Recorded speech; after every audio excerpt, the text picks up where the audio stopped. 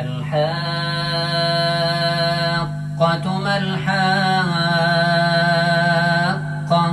وما أدراك ما الحاقة كذبت ثمود وعاد بالقارعة فأما ثمود فأهلكوا بالطاغية وأما عاد فأهلكوا بريح صرصر عاتية سخرها عليهم 7 ليال و8 أيام حسوما فترى القوم فيها صرعى كأنهم أعجاز نخل خاوية فهل ترى لهم من باقية وجاء فرعون ومن قبله والمؤتفكات بالخاطئة فعصوا رسول ربهم فأخذهم أخذة رابية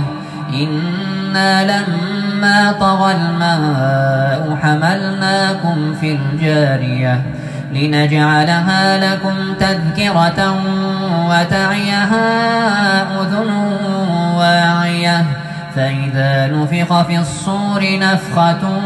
واحدة وحملت الأرض والجبال فدكتا دكة واحدة فيومئذ وقعت الواقعة وانشقت السماء فهي يومئذ واهية والملك على أرجائها ويحمل عرش ربك فوقهم يومئذ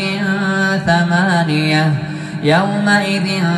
تعرضون لا تخفى منكم خافية فأما من أوتي كتابه بيمينه فيقول هاؤم اقرءوا كتابيه إني ظننت أني ملاق حسابيه فهو في عيشة راضية في جنة عالية قطوفها دانية كلوا واشربوا هنيئا بما أسلفتم في الأيام الخالية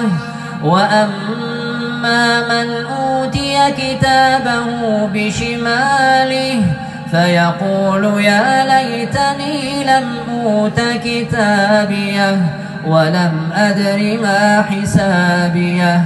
يا ليتها كانت القاضية ما أغنى عني ماليه ما أغنى عني ماليه هلك عني سلطانيه خذوه فغلوه ثم الجحيم صلوه ثم في سلسلة ذرعها 70 ذراعا فاسلكوه إنه كان لا يؤمن بالله العظيم ولا يحض على طعام المسكين فليس له اليوم هاهنا حميم ولا طعام إلا من غسلين لا يأكله إلا الخاطئون فلا أقسم بما تبصرون وما لا تبصرون إنه لقول رسول